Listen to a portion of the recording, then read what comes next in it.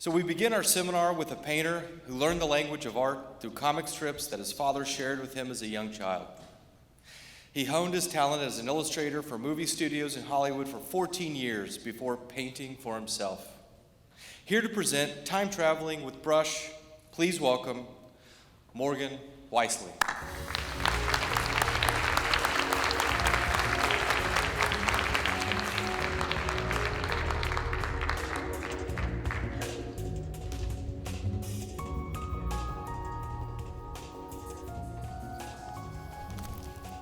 Good morning, everybody.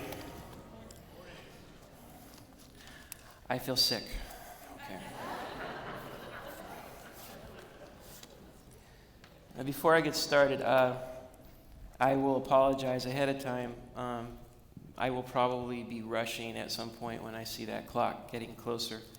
But I just wanted to take a picture of all you guys, just so I can know who my real friends are. Okay. I'll be looking at these on my computer later, and I'll be checking off names. And when Matt Smith tells me he saw it, I can tell him, I don't think so. Okay.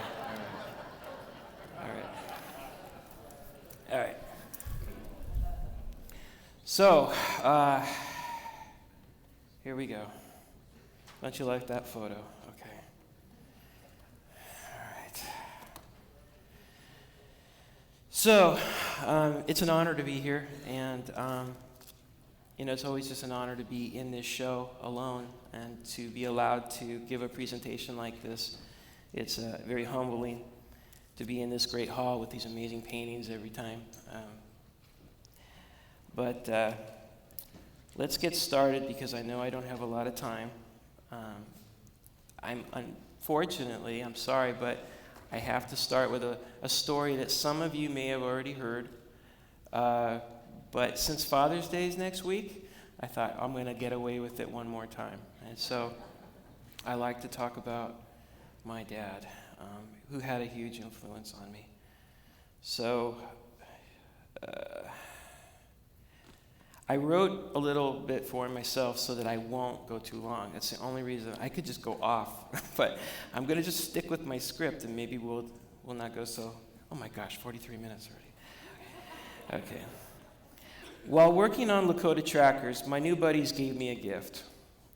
These guys gave me a pipe they had made to give to me, and it was a catalyst for another painting idea. And it was the idea was the story of a pipe given in trade to a traveler headed west long ago, an old timer telling the story to his grandchildren. It ended up being Indian Stories, which won the Prix de West in 2008, the award, and it was a great honor then. I started this painting because I start with this painting because it's about a storyteller, and I wanted to talk about another storyteller that had a big impact on my life, and it was my dad. I'd like to tell the story of how my father influenced my life and my art. As a teenager, my dad, this is a painting I did of my dad when he was still alive. I'm going to be horrible because that's my peripheral right there, okay. As a teenager, my dad had a dream of becoming a comic strip artist. He wanted to tell his crazy stories just like his heroes, the great comic strip artists of the time. These are the things that I grew up studying because he had collected all of this stuff. And I ended up becoming a big fan of the old comic strip artists too.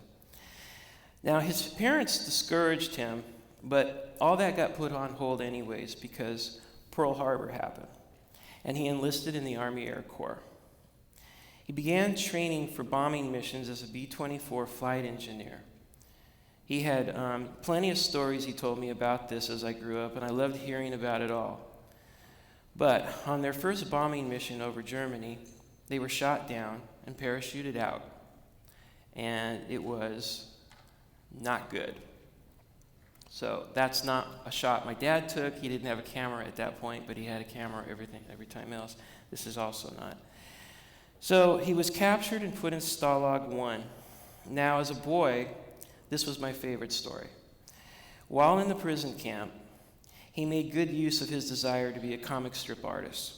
He started collecting scraps of paper, and out of those created a continuing one-panel comic strip that would get passed around the prison camp, and when it returned to him, he would add another panel and continue the story. He did this for months and kept up morale, gave the guys something to look forward to. As a kid and adult, I marveled at how great that was. At the end of the war, the Russians came in and liberated the camp. It was crazy, and my dad ran into the German offices and found his file and took it. That's why we have this photo today. This is what he looked like when they first captured him. But he never grabbed his drawings. Always the bummer part of the story. So just as a kid, as an artist, wanting to be an artist, this was a very important part of the story that was always very disappointing. He grabbed other things. As an adult, I began to question how much my dad may have embellished that story. I just wish I had a couple of those drawings. So he comes home and meets my mom in art school, which he attended on the GI Bill, and he started a family.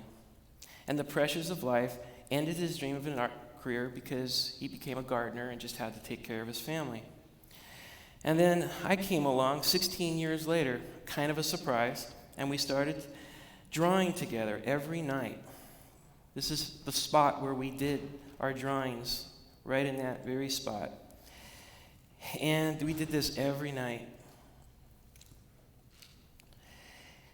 This is the kind of things he would do next to me, and I would sit and draw next to him.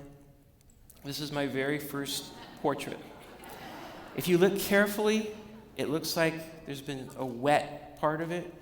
I wet that myself. My mom always made sure to keep this one. He was a great dad because we would end every night with a beer. And with both my parents' encouragement, I studied to be an artist. And I always used to go back to these Prince Valiants especially. That was a comic strip that was one of my favorites. And I used to study them. And I did copies of these old comic strips. I did this when I was 11. It's gigantic. Yes, I had no friends, yes. I did stuff like this during my summers, just my mom used to whisper to my dad, I really worry about him, that this is all he does. So I started doing more and more art, and I learned to draw. Finally, my mom realized I needed to go to an art school, and I studied with a guy named Fred Fixler. And I learned to draw in a way that actually, these are his drawings. When I walked into the school, I said, I want to draw with that. I want to be able to do that. And I learned to draw in a way that actually taught me to paint. And then at 19, I turned pro. I was recruited right out of art school to start doing movie posters because I live in LA. That was kind of a natural way to go. So I started doing movie posters, and I did that for 14 years of working with crazy, crazy people. It was a really interesting time. And I, as a result, began to fulfill my dad's wildest dreams. I used to look at him when I would tell him, I just got another poster, and I could see it in his eyes. It was like he was living that dream through me. And it was great. Every time I got a good job, it was like I couldn't wait to tell Dad. And I did book covers. One of my dreams was to do Western paperbacks and stuff, so I got to do that kind of thing. And then time went on, and I met my beautiful wife, Joanne, who's also a great artist. This is one of her paintings. And we started our own family. That was our 2 girls. And we paint together. We're a family that paints together because we're all artists. And we play together. You'll be seeing our family portraits like this throughout this. These are our Christmas cards. So all the while, my parents got to see the success of all of this, and I became a fine artist, and I won the Prix de West in 2001, which I was the youngest, and I believe still am, to have won the Prix de West award. And my dad got to see all of this take place, and it was just him, living more than he ever even could have dreamed, and it was an awesome time. And my mom and dad used to come to all my shows and everything. So they got to see the success. And always in the back of my mind, as I would tell stories about my dad, I would always think about those drawings.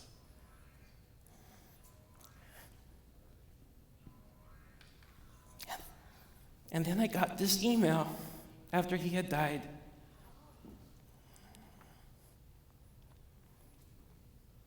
And this guy, if you just read it, because it's always hard for me to read this part. For some reason, this email is hard for me to look at without crying. Because I cried the minute I read it. So,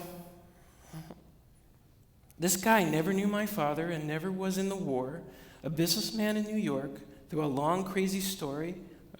You can ask me about it later. Ended up with an unwanted truckload of Nazi artifacts, over 600. He donated it all to Holocaust museums and war museums all over the world, but he kept two things for himself. In that truck were Hitler watercolors, billy clubs from Auschwitz, all this horrible Nazi stuff. But in this truck there was two things that he knew was not Nazi, and it was the American POW who had done these drawings. And he held on to this book for 20 years.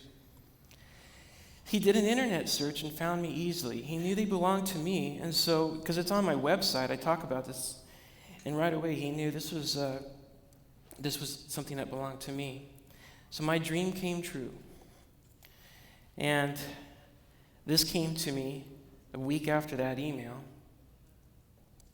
And this was like a part of my dad coming back to me. And it survived through Russians coming in with tanks and all of this other stuff and ending up with Hitler's watercolors somehow. And when I opened it up, it's a Western, and it's this crazy story of a guy's wife getting kidnapped by Indians, and it goes on, and I brought it with me here today so that when you come and see me, I'll be out there today. If anybody wants to see it up close, I brought it with me.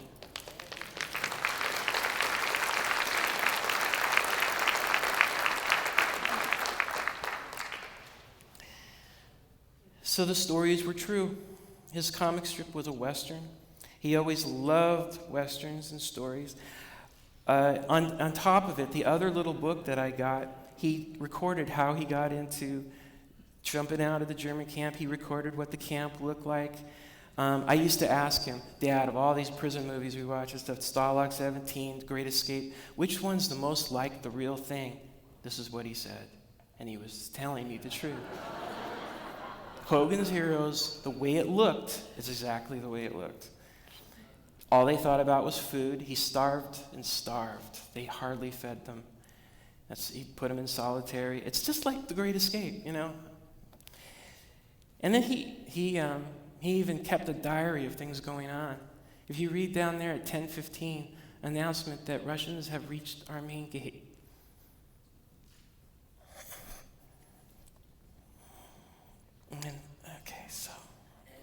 And so it was like a perfect arc of this tale, that I stand here today, a storyteller, telling stories of the West, just like my dad. He loved it, he got me hooked on it, and it's why I naturally have just started doing Westerns and centered my whole career around this time period. I like to do all aspects of the West, all the stories that it has to tell. And, it just all makes sense now. It's just something that was always there, and why I understood my dad even a little bit better. So now I get to take a break. I made a little bit of a film with a student of mine who kind of followed me around a couple days while I was working on the painting that's in the Prix this year. So I'm going to play it, and I'll talk a little bit through it.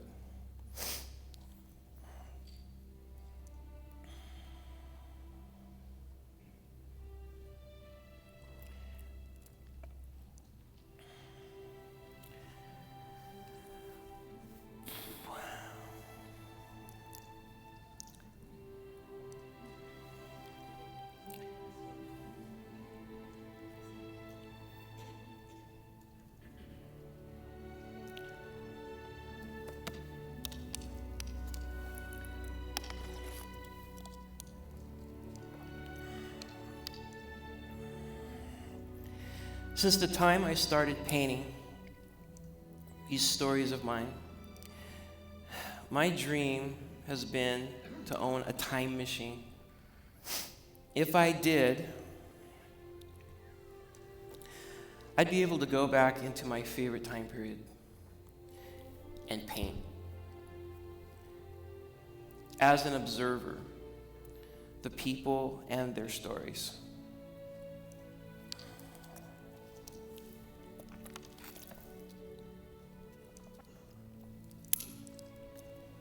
I wouldn't have to, for instance, recreate a one-room schoolhouse from nothing. I would just transport to a town, find the school, go and sit in the back of one, get to know the kids, watching their interactions, and just paint what I saw. Then, I could get back in my time machine. I could come home with a new painting.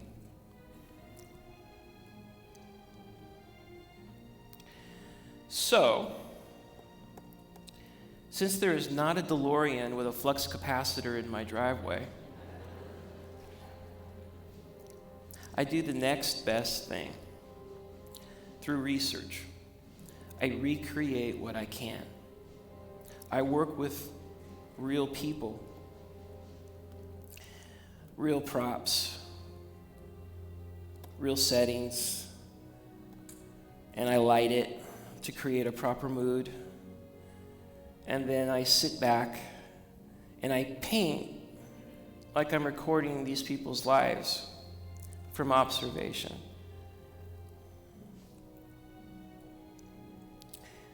As a spectator who's like really there, it's sort of just a game I play in my head.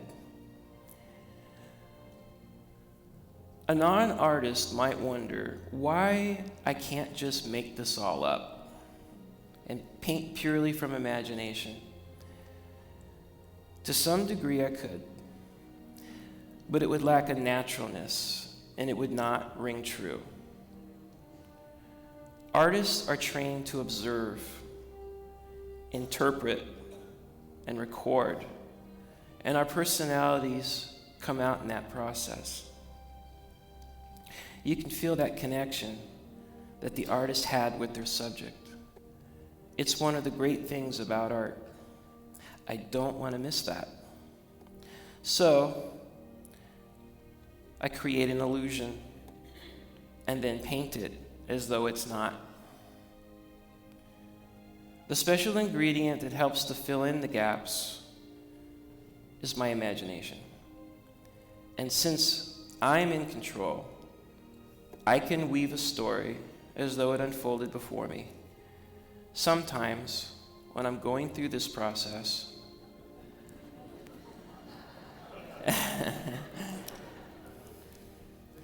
you should see what I cut out.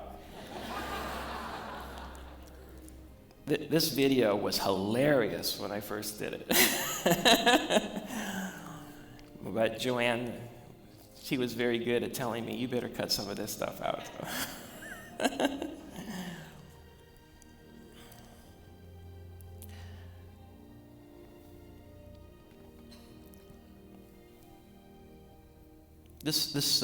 The guy who filmed this for me is a workshop student of mine, and thought he did pretty good.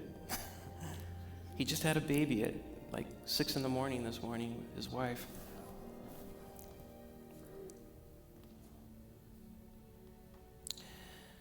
So I'm a little bit ahead of myself.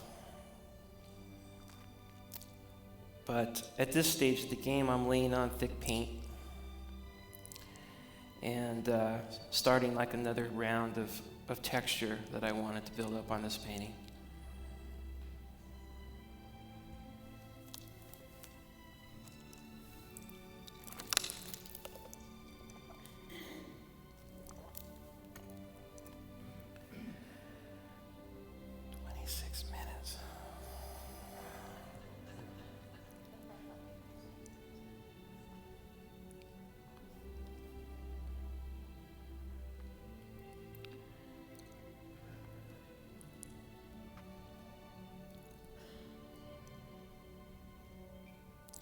So when I'm working on a painting, as you saw me out in the field researching, I often come across other ideas while I'm out there. And I happen upon the unexpected.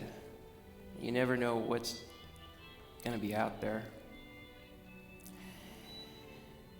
And I happened upon something while I was out on this property. Kind of worked out nice for me. Let's get to it. It was a cool dove coop. Didn't expect it.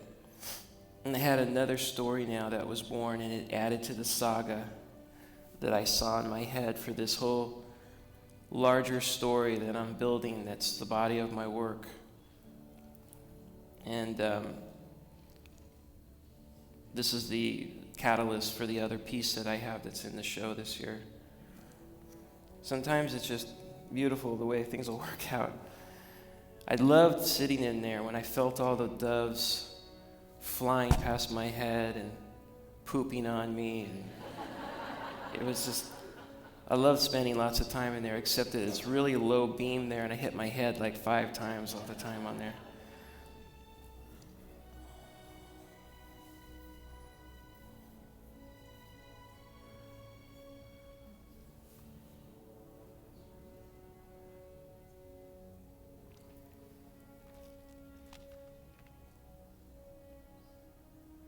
Okay.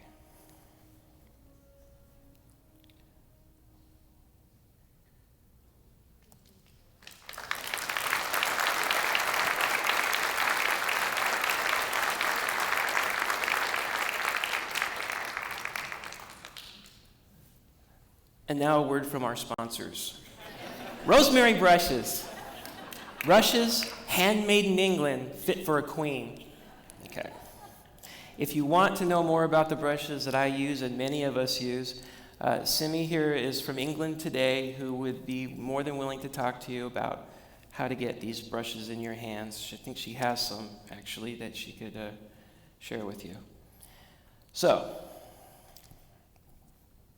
I've got 23 minutes. All right. So I decided that we would start with a painting I did a little while ago called The Country Schoolhouse, and I'll just sort of unpack the thinking that goes behind one of these paintings. I had already visited a few one-room schoolhouses, and I knew I would tackle this one day. I often will come up with an idea, and then it just sort of simmers for sometimes years before I feel like it's all starting to come together. And I love the idea of all the different ages of kids in a one-room schoolhouse being taught. And it was always something that I knew that would make a great painting if I could just figure out how to do it. And it always starts with these chicken scratchings. And my first challenge was I wanted the teacher's story and the children's stories all in one single frame in time. I like to think like a cinematographer when I do this, but they get to cut away and show multiple angles to tell a story. As an artist, we are limited to one frame. So I put myself in this scene in my imagination, and I saw from old memories that teachers often pace back and forth. And I know mine did. So as she's coming back up the aisle, I knew that was the moment, because then I could show everybody their expressions, everything. So at that point, when I knew the angle I wanted to go, I start thinking about who I might get to cast this thing, and I start going through such crazy ways of trying to pull all these kids that I don't even know from different Sunday schools and schools. I go around and I just am just recruiting actors for this thing, and I do little auditions just like I'm practically doing a movie. And then after I kind of get that settled, I start, like I'm a location scout, and I start visiting schoolhouses, and I took the best of all the schoolhouses to create them, and I take some of my models and I take some of them to see what the lighting would look like, and then I take all of this back and I tried to recreate what I've seen in my studio. I collected deaths, and then I controlled the lighting, And I put together the whole thing in my studio so models could come and go. And then there was this constant flow of kids back and forth all the time into the studio. And finally, you didn't like that? Okay. And then finally, bada bing, bada boom, it's done. And the overall story is the teacher who isn't aware of all that's happening. I wanted her to be a little bit oblivious. This is actually George Carlson's daughter. That's the teacher. That's Audra. And then I wanted to get kind of the interactions amongst the kids. Here, part of the story, you're seeing it right here. This is the fun part for me, is sort of pulling this little sub-stories together. The boy's got a little bit of a crush on the teacher, but the girl in front of him has actually got the crush on him, and he's completely oblivious to it all. How can you not have fun telling these kind of stories? And then you got the jealous girl that this girl's flirting, with the boy. And, you got the kid who's staring at his chalk, not listening at all, thinking about eating that chalk, And then you got the kid doodling with his little tongue sticking out. That's me. That was me in school. I always try to find a spot to put the person that represents me. And it's just fun to create all these characters. And, my kind of paintings are the kind of paintings that are not meant for quick glances. My desire is to have layers that unfold slowly as you live with it, as you get closer, and more unfolds. My own desire as an artist, though, is to see that it's also pleasing to the eye and is interesting, the way I've painted it with an impressionistic interpretation of form and light. Even with this much stuff going on, bottom line, if I miss the light, I miss the mark for me as an artist. When I was sitting down to finally finish it, that's all I'm really thinking about. I've gotten all the storytelling out of the way, and I'm trying to just tell the story of the light. So that moves on to Brittany, who is my older daughter, who, as many of you have seen her grow up in my paintings.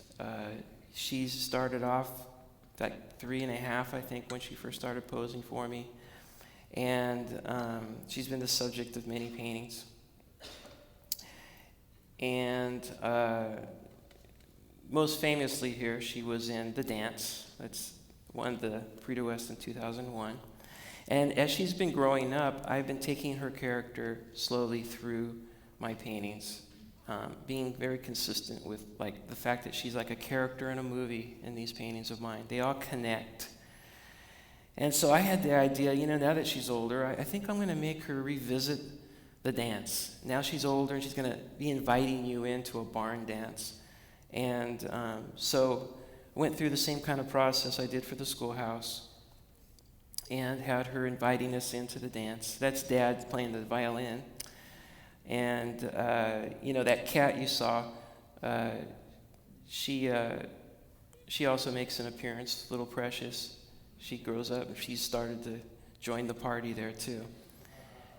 There's all these little Easter eggs I throw in that if you've ever could just see all of my work together in one room, you'd say, oh, that's the same character growing up, and, same cat and everything. It's not that I'm being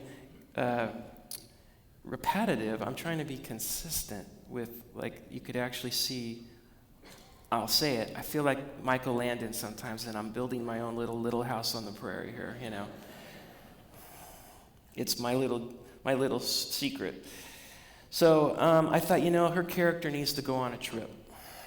And I'm going to have her go out on an adventure.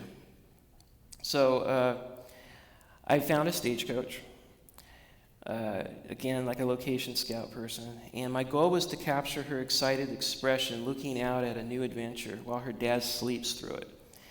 And, that would have been me, but that's not consistent here. But then I started thinking that it would, I'd like to know later, who's the stagecoach driver in this thing? So a couple years later, I started doing a casting call of who am I going to get to be this great stagecoach driver. And I have guys come in and pose for me, and I get to know them and talk with them. And I'm going to just flip through this like a flip book, because honestly, if you're an artist here and you just watch a person demonstrate a painting without a drawing, it's pretty worthless. There's like nothing you can learn from this. I used to watch these kinds of demonstrations, and honestly, it's like magic in a way, because how did you know to put that there? If you want to learn to paint in the beginning, it's not a bad idea to learn how to use a drawing first, maybe. At least it's easier to talk in stages with people. Anyways, I thought this guy would be a great stagecoach driver. I found out that he actually was a stagecoach driver. He used to work at Knott's Berry Farm driving stagecoaches and stuff. So I thought, oh, this is perfect. This guy knows what he's doing. So that's the guy that's up on top of the coachman. And I'll move on to my other younger daughter, Sienna. After 12 years, she was born.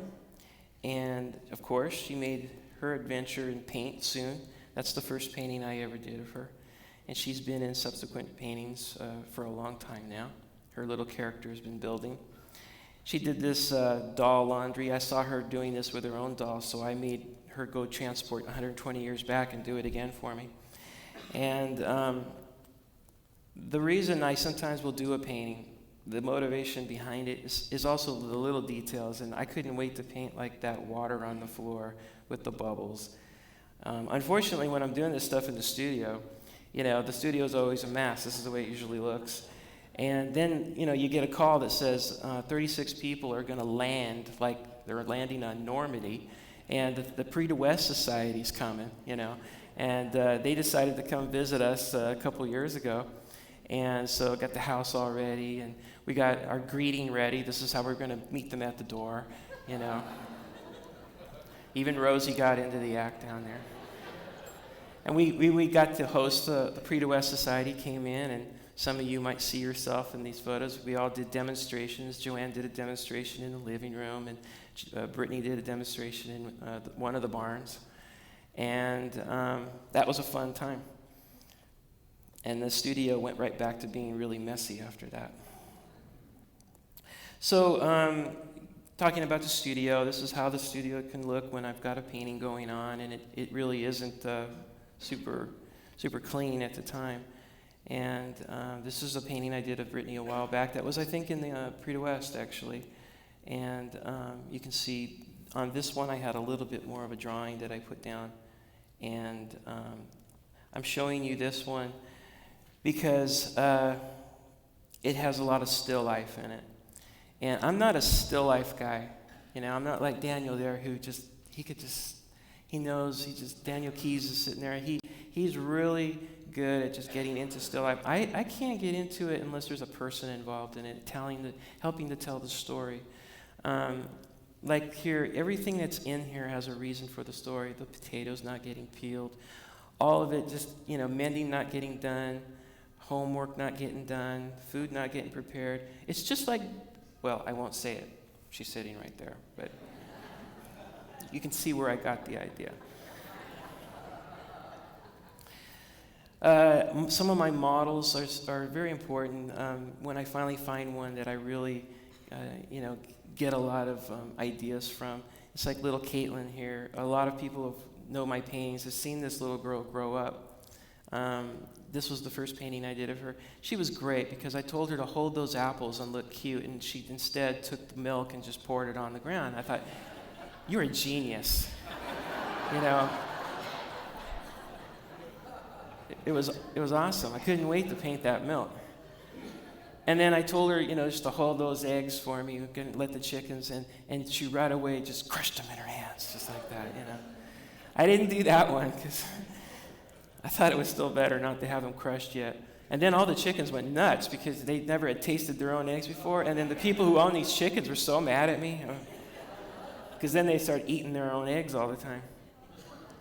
But little Caitlin's always like that. She always gives me something new. And she's growing up.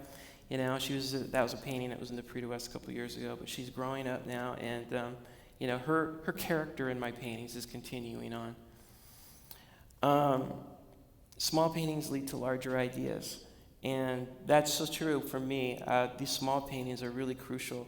They do spark my imagination. So when I did this little piece, I thought, my mom has this old quilt that belongs to my great-grandmother. And I started doing research on quilting bees, and it just spawned this whole other idea. And I listened to people tell stories or read books about what it was like to have a quilting bee. And it was about a neighborhood getting together, neighbors getting together to quickly put a quilt together for like a wedding. And I thought, wedding? So after I did that, a couple years later, I thought, I'm going to show the wedding party that's going to get that quilt. So it's like, again, my little house on the prairie story here. So anyways, going back to the quilting bee, every character in there kind of has a continuing life in my paintings as well. Ethan, that's down below, kind of representing me. He's moved on, and he's had his whole little life told through my paintings. He's a farm boy, and he feeds his chickens, and he milks, and he does all the things he can do. This painting I thought was such a fun idea to do until I started painting all these geese. And I thought, the one fun thing is going to do that one duck. That one duck is going to be my Aflac duck, That's like, couldn't wait to get to that duck. And then the matriarch there, she's had her story told, and that was her. I've been painting her a long time. That was her as a girl. I'm just kidding. Yeah. She's married to John, who's also in the painting, and they love to do waltzes, and I've watched them. They do these beautiful waltzes, and so I made them the stars of the Twilight Dancers, the play on the words there. And, these people now have been living their lives in a way through my little story that I tell. Now, John likes to sneak away and play checkers and eat crackers with his friends at the general store, I thought. So, then comes this continuation of my story, and I have to go do the whole process again. I go to general stores, I do my chicken scratchings, I like a cinematographer, try to figure out the best way to go about it, and there's my general store. And I won't go on and on about all this. There's a lot of, everybody there has got like a story there, but the boy who's the box boy being interrupted by the guy that wants to tell him a story. That's Connor, and Connor's got a little brother, and he's going to take his little brother to the fishing hole after this. So there's my next painting. See? Little House on the Prairie again. Okay. And on that painting, it's like, for me, it's always the details. It's that lily pad that got shoved up on the boat. That was the part of it that just said to me, that's why I can't wait to paint that painting. It's that little piece of, detail that just makes it feel real. So, short stories. I'll call these short stories. They're smaller pieces. All of my pieces still have a story or some kind of backstory to it, or a reason why I wanted to paint it. And I always call it the payoff. And for me, the payoff on this painting was that sticky oatmeal all over the kids' hands. That was the part I was looking forward to, trying to get that effect. And or just the color and the feeling that something might have is all I need. Sometimes it's just dappled light. That's why they're short stories. It's about these girls, but for me as an artist, I'm just looking at light most of the time. This is my grandmother's dresser that I got after she died, and I thought about the memories that an item brings back, kind of like this, And so a girl thinking about her grandma, taking stuff out of her grandma's dresser. Sometimes I just like to see, a painting where I try to depict reality. If you were using a washboard and doing what this girl's doing, you wouldn't look happy either, So it's like if she was smiling, that would be ridiculous. And then I think about, someone else is going to hang the clothesline. So a few years later, I do that. So it's just a continuation of little stories too, and characters. And portraits to me are like little poems. They're even shorter, but in the end, they're still like a nice little story behind them for me. It's not just painting what I see, it's painting who that person is. And sometimes the painting could be of a single person, but there's a lot going on in it.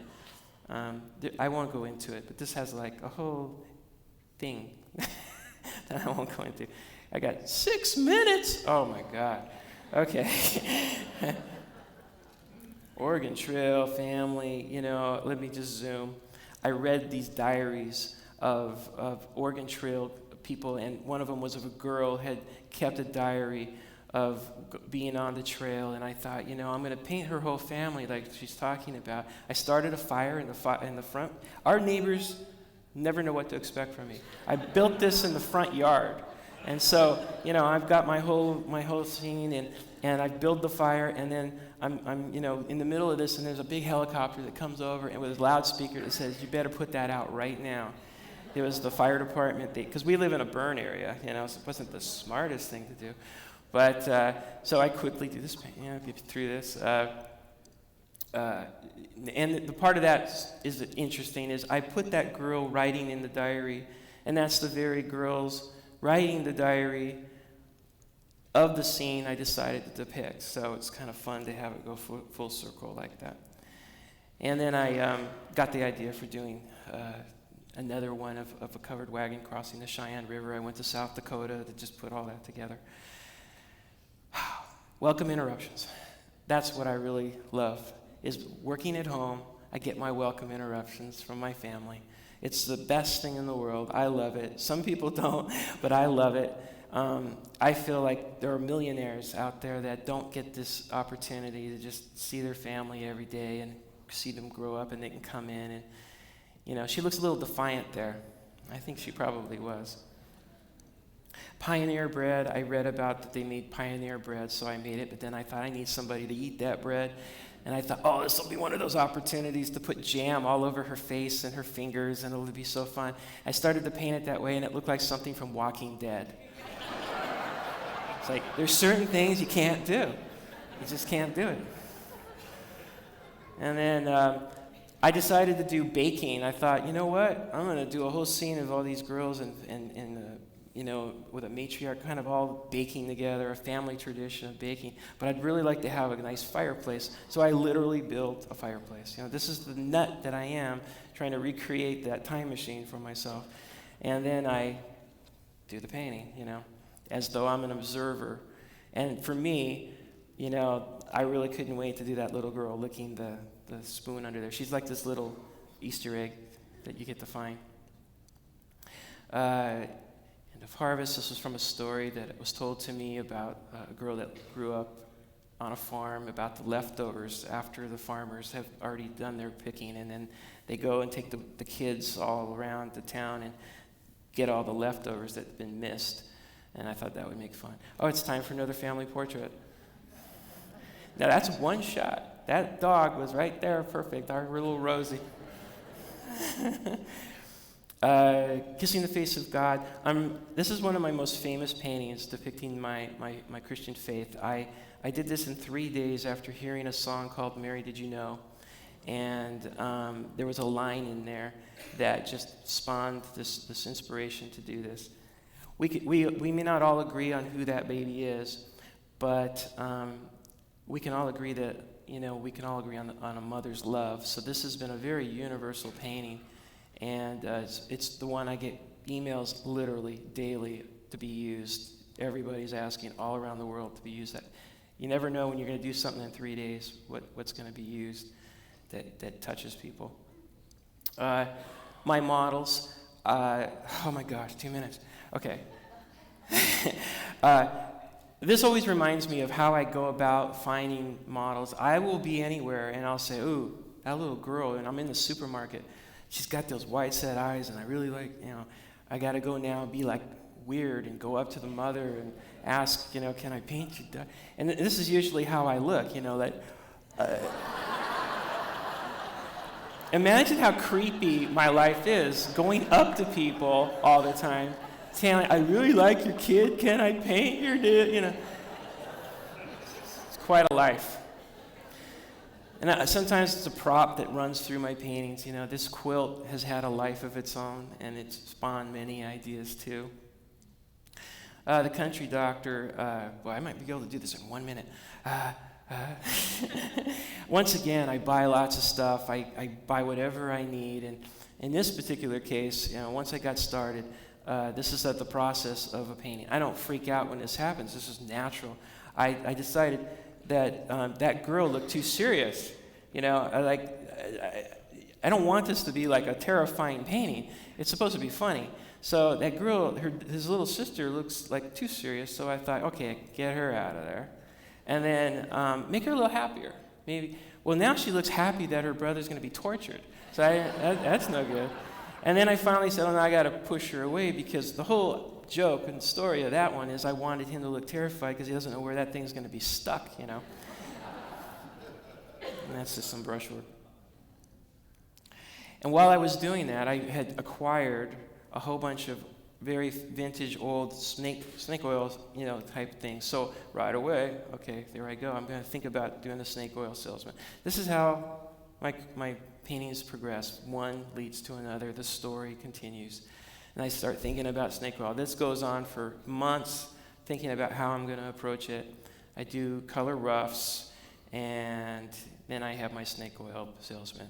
And in that audience are lots of reoccurring people. That's Ethan now, who was under the quilting bee. He's very dubious of this guy. He thinks he's a joke.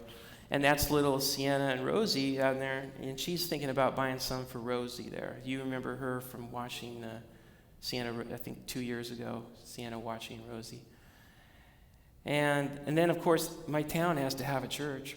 So, you know, I've got this church that I put together, and there's a whole storyline of everybody in there has somebody that, you know, that shows up. The whole overall thing is this, it's a moment before it's all going to go break loose. You know, this frog is about to make an escape, and it's going to make this great, you know, rustle of people getting upset. You know, I've got my stagecoach driver he's definitely, you know, singing too loud. And little Caitlin, she's growing up. She's in the pews, and the guy who was a widower in the general store, he's there singing from the hymnal. You got the woman that was buying fabric. She's singing without even looking at the hymnal. She's got her eyes closed. She knows it by heart. Everybody's got their story in these things. Chicken girl. Is it wrong that I kind of encourage my children to make friends with other children that own farm animals? Because, you know, we probably wouldn't have looked twice at, you know, Olivia, but I thought, you know what, she's got a chicken coop, you know, so Olivia is the chicken girl now, and you keep making friends with friends like that. And then we got the flower child, and she was another model that I had found. Again, just, you know, Mr. Creepy, you have a girl that I'd like to put in a painting. And she was great, and I thought, you know what, she's going to be my flower child. On the floor with all the flour and playing with it. It's one of my favorite paintings, actually, I've done. It's just got a lot of interesting things for me that were fun. And she was an interesting kid to work with, though. Lots of energy. Lots of it. Lots of energy. And my studio still has flour in the corners years later. And anyways, I did it. I'm not that far over.